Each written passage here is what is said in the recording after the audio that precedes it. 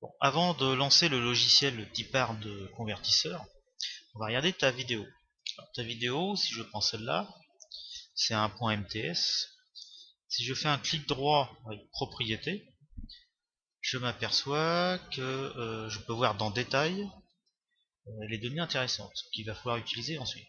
La résolution, 1920 x 1080, ça c'est du Full HD. Le débit de données, c'est 16 000 kilobits par seconde. Et le nombre d'images, la fréquence d'image, le nombre d'images par seconde, c'est 25. C'est ces données-là qu'il va falloir sauvegarder. Donc maintenant, on va lancer Tipar de convertisseur. Voilà. Donc là, tu as juste à faire fichier. Tu fais ajouter fichier. Tu choisis ta vidéo. Donc là, c'est la MTS. Hein. Vous voyez. Donc elle le cherche. Voilà. C'est ici que tu vas déterminer le format de sortie. Bon, les 4 les plus connus sont les points VI, les points WMV, les points MKV et les points MP4. Sur les télévisions, le point AVI marchera à tous les coups. Le MKV est maintenant devenu un petit peu le standard, mais c'est que sur les nouvelles télé.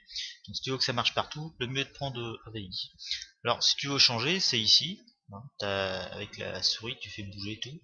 Le mieux c'est de prendre les HD. Donc HD AVI, dans notre cas. Tu as HD... où est-ce qu'ils sont les autres? HD MP4 ici. Et puis il y a le HD MKV qui est là. Nous on va rester donc sur le HD AVI. Si je le retrouve, il est ici. Donc voilà. Maintenant, tu détermines l'endroit où tu vas le mettre. Donc on va aller le mettre à côté de l'autre en fait. Comme ça on va mieux pouvoir les comparer. Donc je choisis la destination. Ici, il est là. Bon, là c'est pas tout. Maintenant il va falloir déterminer, tu vois le codec c'est le HD AVI. On va faire un petit peu les paramètres. C'est là qu'on va rentrer ce qu'on a vu tout à l'heure.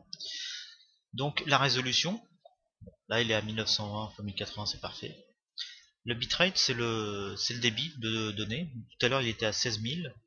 Là on n'a pas 16 000, on a 15 000 ou 18 000. On va mettre 15 000, c'est bon. Ensuite on a le nombre d'images par seconde. On était à 25, on remet 25, ça sert à rien de mettre plus, hein, de toute façon. Et le ratio, bon il est en auto, mais enfin comme on sait que c'est du 16 neuvième, on va le mettre en 16 neuvième. Pour le son, tu laisses tel que c'est là, c'est parfait, c'est qualité CD, donc il n'y a pas de problème. Donc tu fais OK pour valider ça. Et après, là tu lances convertir. Et c'est parti. Ça va prendre à peu près, moi ça me prend 2 minutes sur mon PC. Tu vois, ça prendra peut-être plus, je sais pas, ça dépend des PC.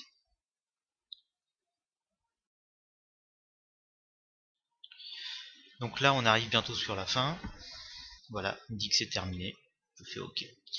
Je vais voir les vidéos. Donc ça c'est le fichier original. Alors on voit qu'il fait ici 100 mégaoctets.